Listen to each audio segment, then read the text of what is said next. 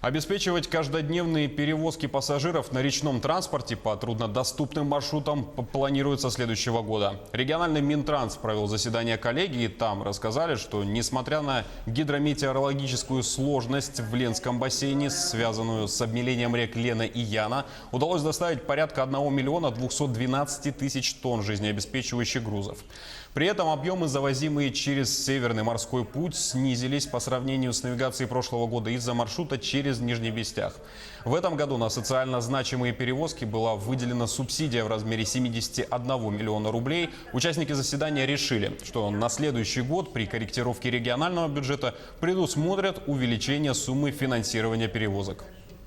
У нас уже 85 миллионов предусмотрено, в том числе, которые будут на 13-12 линий маршрутов обеспечены в следующем году. В зависимости от ввода дополнительного тоннажа судов, спланированы мероприятия по ремонту судов. Навигацию работало порядка 3000 работников, было привлечено 700 единиц судов, в том числе где-то порядка 20 судов это пассажирского флота.